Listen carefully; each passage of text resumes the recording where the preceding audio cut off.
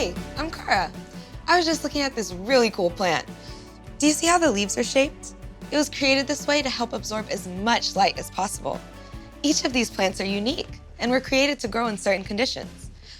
It makes me wonder, what about me? Why am I where I am? Why am I here?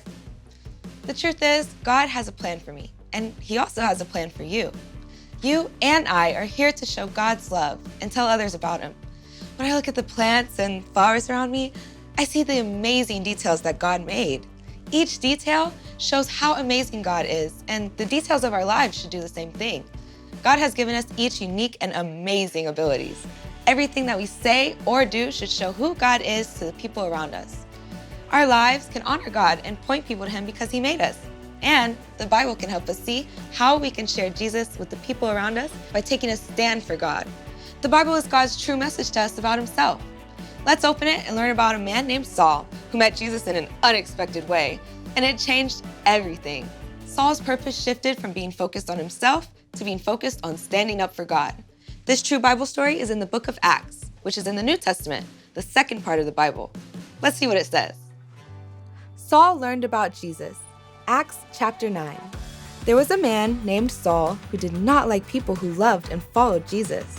Saul wanted to hurt the people and even wanted to put them in jail. One day, Saul was traveling to a town called Damascus to arrest people who were following Jesus. While he was traveling, he suddenly saw a bright light. Saul fell to the ground and heard a voice calling out to him. It was Jesus. Saul could not see Jesus, but he heard and listened to his voice. Jesus asked Saul why he wanted to hurt the people who loved Jesus. Jesus told Saul to get up and go to a city called Damascus. The men with Saul were speechless. When Saul stood up, even though his eyes were open, he could not see.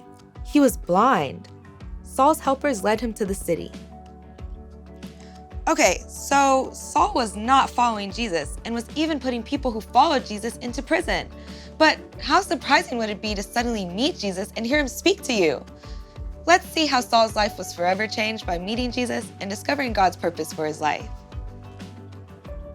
While Saul was in Damascus, he did not eat or drink for 3 days and still couldn't see. God sent a man named Ananias to give him back his sight.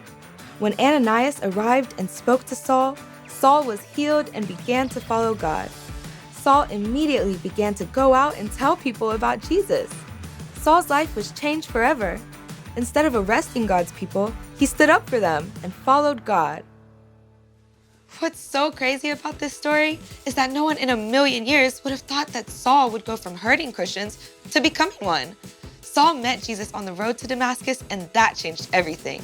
Saul, who was also known as Paul, would go on to be one of the greatest missionaries, sharing Jesus in so many places. God cared deeply about Saul, even when Saul did things that broke God's heart.